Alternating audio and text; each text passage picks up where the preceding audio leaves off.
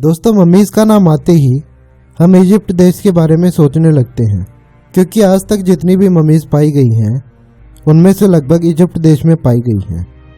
लेकिन क्या आप जानते हैं कि कुछ सालों पहले इंडिया में भी एक 550 साल पुरानी मम्मी पाई गई है।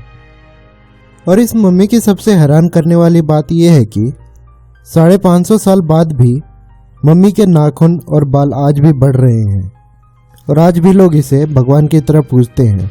पर यह मम्मी पाई कहाँ गई और इसके पीछे की कहानी क्या बताई जाती है, चलिए जानते हैं इस वीडियो में। मैं हूं आपका दोस्त और होस्ट अरुण।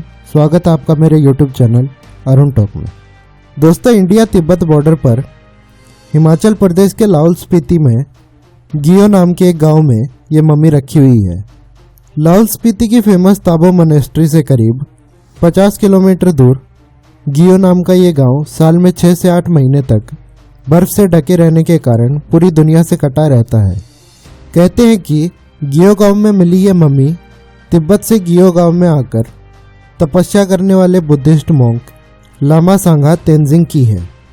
लेकिन सांगा तेंजिंग ने ऐसा किया क्यों था, इसके बारे में बताया जाता है कि 15वीं शताब्दी में गियो गांव को स्कॉर्पियन प्लेग का सामना करना पड़ा था और इसकी वजह से बहुत सारे लोगों की जानें भी जा रही थी। तब लामा तेंजिंग ने अपने गियो गांव को बचाने के लिए ध्यान लगाना शुरू किया। लामा तेंजिंग के समाधि लेने के बाद ही गियो गांव में बिना बारिश के इंद्रधनुष निकला और गांव से प्लेग का प्रकोप भी बिल्कुल खत्म हो गया था।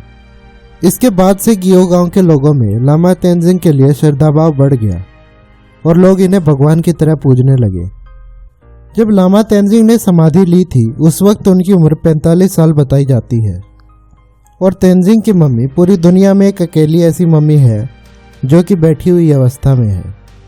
लामा तेंजिंग की मम्मी की हैरान करने वाली बात यह है कि मम्मी के नाखून और पूरे शरीर के बाल 550 साल बाद आज भी बढ़ रहे हैं। दूसरी हैरान करने वाली बात यह है कि 1974 में लाहौल स्पीति में भूकंप आया था और जिस मठ में लामा तेंजिंग ने समाधि ली थी वो मठ इस भूकंप में जमीन के अंदर दफन हो गया था। 21 सालों तक मम्मी जमीन के अंदर दफन रही।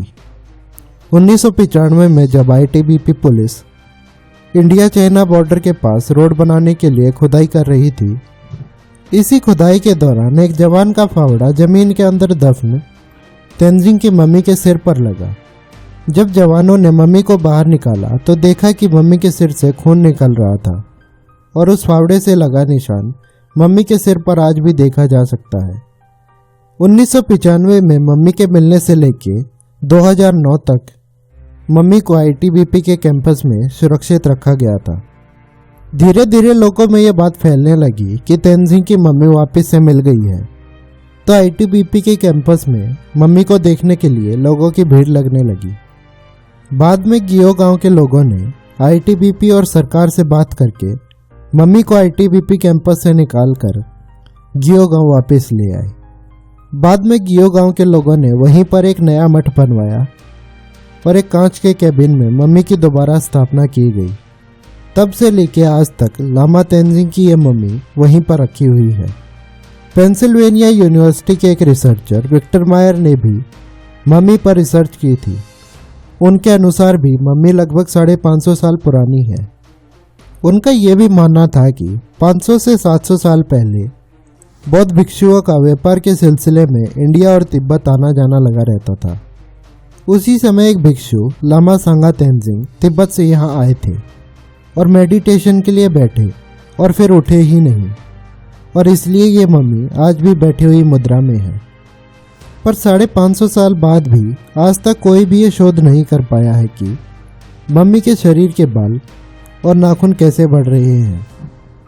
लामा तेंजिंग की यह मम्मी पूरी दुनिया में एक अकेली ऐसी मम्मी है जो कि बैठी हुई अवस्था में है और 550 साल बाद भी ये मम्मी लाहौल स्पीति के गियो गांव में सुरक्षित रखी गई है।